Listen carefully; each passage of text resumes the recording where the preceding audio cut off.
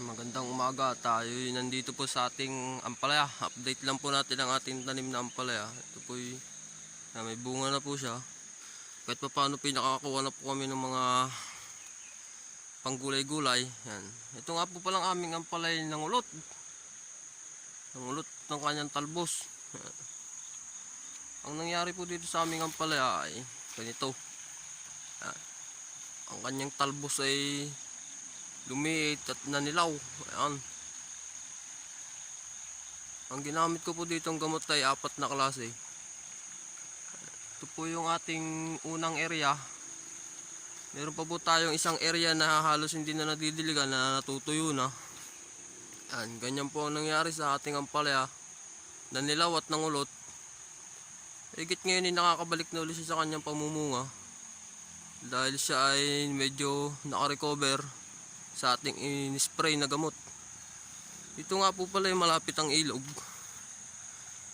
Kahit uminit, nakakapagdilig-dilig po kami kahit umaga at hapon. Hindi gaya doon sa aming isang area na halos ang layo ng ilog. Yan.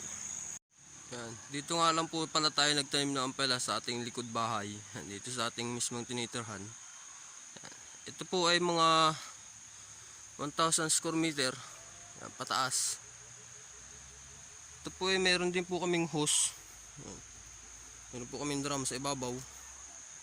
Doon naman po sa baba ay ilog. Kaya mabilis po kami nakakuha ng pandilig. Ang ating ampalaya naka-recover na sa kulot. Nakapamunga na uli ng ayos. Ito pong aming ampalaya ay kasagsagan po ng kanyang paglago. Napansin ko ay bigla po siyang tumigil. Nung tingnan ko po ang kanyang talbos ay nangungulot. Yan. Ang ginamit ko pong 4 na klaseng gamot, yan ang nakapagpagaling ng ating ampalaya. Ito pong aming ampalaya, nakakabalik na po ulit sa dati niyang lago. Kahigit naka-recover, nakapamunga na po ulit siya ng ayos. Ito po nga po pala, panggulay pa lang po ang aming nakukuha, kaya medyo mahina-hina pa. Baka po sa isang linggo makapitas na po tayo ng maganda-ganda. Nalago na po ulit siya.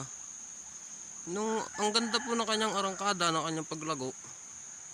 Yung siya ay biglang huminto.